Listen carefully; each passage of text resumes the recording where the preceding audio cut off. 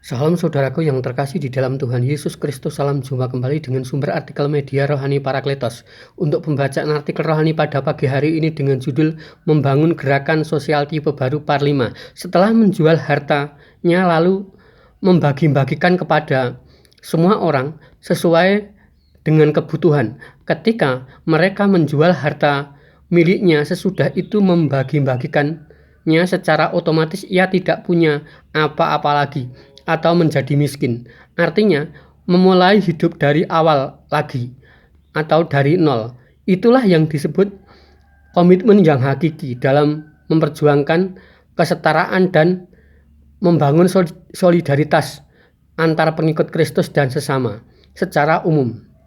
Yang dilakukan oleh jemaat mula-mula itu yang dinamakan membangun gerakan sosial tipe baru, yaitu mengasihi sesama seperti dirinya sendiri, mau berkorban demi orang lain seperti Kristus juga terlebih dahulu berkorban demi kesejahteraan umat manusia yang percaya kepadanya. Bukan berarti ketika menjual harta milik kita dan dibagi-bagikan kepada orang lain, hal di atas bukan berarti sebagai pengikut Kristus tidak boleh kaya. Tokoh-tokoh yang diutus Allah itu banyak yang kaya seperti Abraham, Ishak, dan Yakub. Tetapi faktor utama dari jemaat mula-mula menjual harta bendanya itu supaya hati dan pikirannya tidak melekat kepada duniawi lagi. Tuhan menghendaki bahwa harta itu berasal dari Dia, oleh Dia, dan untuk Dia, bukan untuk kepentingan diri sendiri, tetapi untuk kepentingan bersama.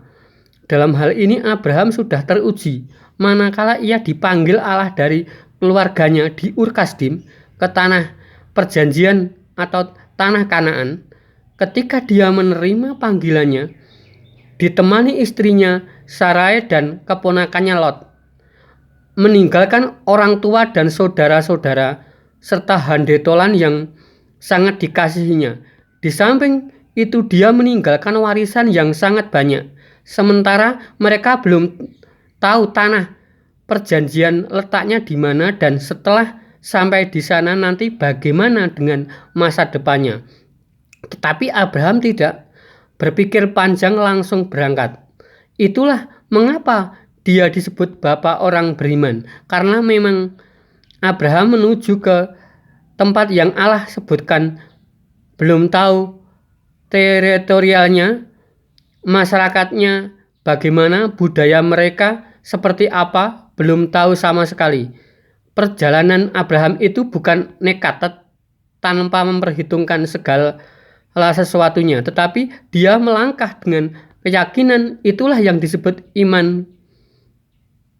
Begitu juga dengan jemaat mula-mula yang menjual hartanya lalu dibagi-bagikan kepada semua. Pasca itu tentu mereka juga belum tahu mau apa dengan diri mereka. Namun itulah yang dinamakan kekuatan iman yang mampu menggerakkan orang-orang untuk melakukan kerja-kerja dan tindakan yang sangat sulit diterima akal pikiran atau akal sehat manusia. Amin dan bersambung.